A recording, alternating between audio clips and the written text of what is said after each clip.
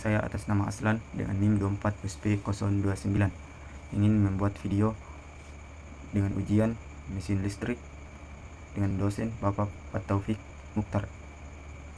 Baik, di sini kita masuk bagian A, di mana teori dasar generator listrik, di mana soal nomor satunya yaitu di bidang pekerjaan mana diaplikasikan mata kuliah mesin listrik, khususnya pembahasan generator listrik. Nah, generator listrik digunakan di bidang pembangkitan tenaga listrik, industri manufaktur, transportasi seperti kereta atau kapal, bisa juga di pertambangan atau sektor konstruksi. Soal nomor 2 yaitu apa itu mesin listrik. Nah, mesin listrik adalah perangkat yang mengubah energi listrik menjadi energi mekanik, yaitu motor, atau sebaliknya itu generator. Pertanyaan soal nomor 3 yaitu apa itu generator. Generator adalah mesin yang mengubah energi mekanik menjadi energi listrik melalui prinsip induksi elektromagnetik. Soal nomor 4, uraikan klasifikasi pembagian jenis-jenis generator listrik. Pertama, berdasarkan arus, yaitu generator AC dan DC. Kedua, berdasarkan eksitasi, yaitu penguat sendiri dan ada juga penguat terpisah. Dan yang ketiga, berdasarkan sinkronisasi, yaitu sinkron dan asinkron. Soal kelima yaitu apa itu generator sinkron dan asinkron. Sinkron adalah kecepatan rotor sama dengan frekuensi medan magnet digunakan di pembangkit listrik besar. Sedangkan asinkron, kecepatan rotor tidak sama dengan frekuensi medan magnet, umumnya digunakan sebagai motor induksi. Soal nomor 6, generator listrik jenis yang apa yang terpasang secara umum untuk memberi atau melayani masyarakat, yaitu generator sinkron karena stabil dan mampu menjaga frekuensi tetap. Soal nomor 7, bagaimana prinsip kerja generator listrik AC, yaitu menggunakan medan magnet yang berputar terhadap kumparan menghasilkan tegangan bolak-balik sesuai hukum Faraday. Soal nomor 8, bagaimana prinsip kerja generator listrik DC seperti AC tetapi menggunakan komutator untuk menghasilkan arus searah. Soal nomor 9, soalnya itu uraikan dan jelaskan fungsi komponen utama pada generator listrik. Di sini ada beberapa, yaitu rotor, fungsinya menghasilkan medan magnet, stator, yaitu sebagai tempat kumparan jangkar, slip ring menghubungkan arus bolak-balik, brush sebagai penghantar arus ke beban. Soal ke-10, uraikan dan jelaskan fungsi komponen utama pada generator listrik DC, yaitu komponen utamanya ada 3, komutator sebagai mengubah arus bolak-balik menjadi searah, brush sebagai penghantar arus, dan kumparan jangkar dan medan sebagai tempat induksi terjadi. Soal nomor 11 yaitu jelaskan istilah eksitasi, kumparan medan, kumparan jangkar, brush, penguat sendiri, dan penguat terpisah. Yaitu eksitasi sebagai proses pembangkitan medan magnet, sedangkan kumparan medan menghasilkan medan magnet, kumparan jangkar sebagai tempat tegangan diinduksi, brush sebagai penghantar arus, penguat sendiri eksitasi dari output generator, penguat terpisah eksitasi dari sumber eksternal. Soal nomor 12, apa perbedaan generator kutub dalam dan kutub luar? Yaitu kutub dalam adalah medan magnet di rotor, sedangkan kutub luar medan magnet di stator. Baik, kita memasuki bagian B. Di sini ada soal nomor 1 bagian B, di mana yang diketahui output generator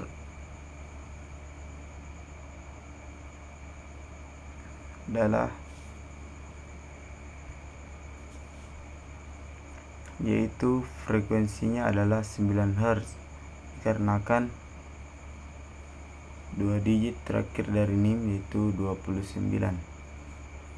Dan yang bagian A, soal bagian A, grafik berbentuk gelombang sinus satu siklus dari 0 naik ke puncak dan turun ke negatif lalu kembali ke 0. Bagian B, nilai maksimalnya yaitu 29 volt. Bagian C yaitu 29 volt. Dan bagian D 7,83 volt. Dan bagian E 14,07 volt.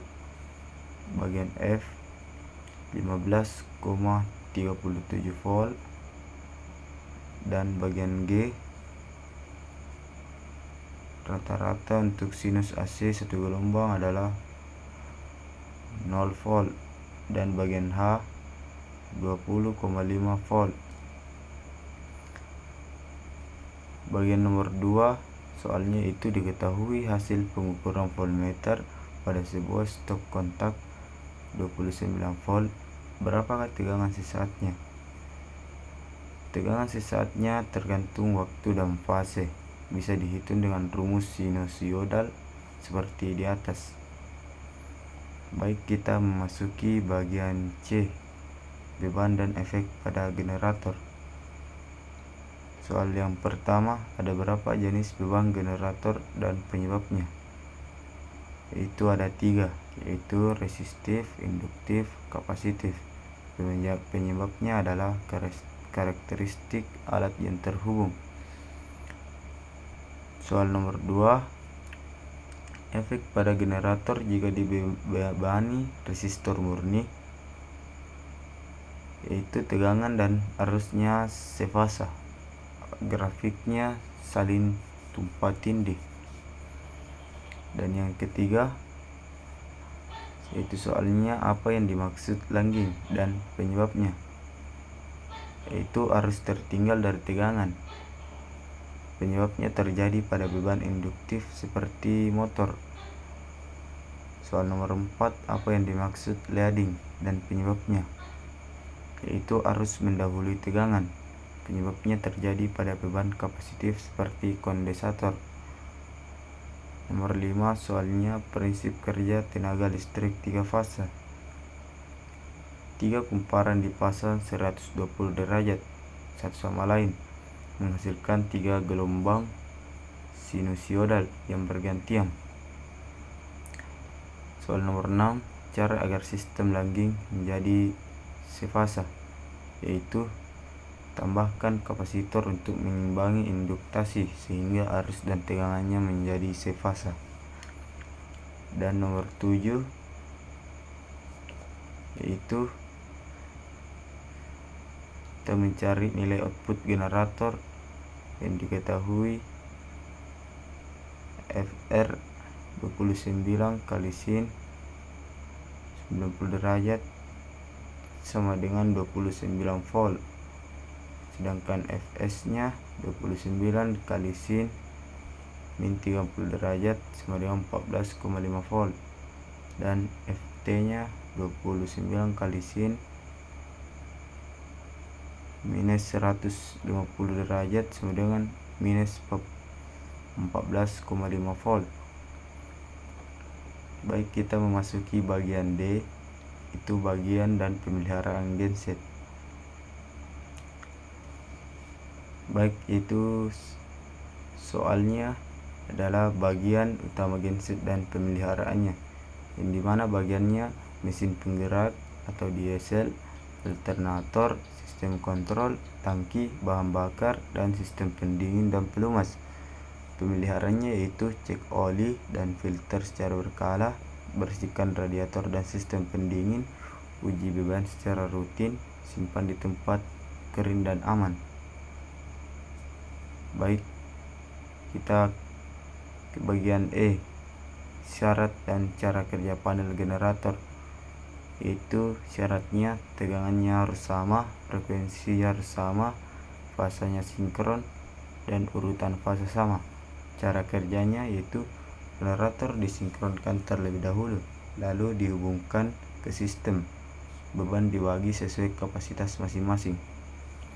Itulah tadi penjelasan singkat dari saya. Kurang dan lebihnya mohon dimaafkan. Assalamualaikum warahmatullahi wabarakatuh.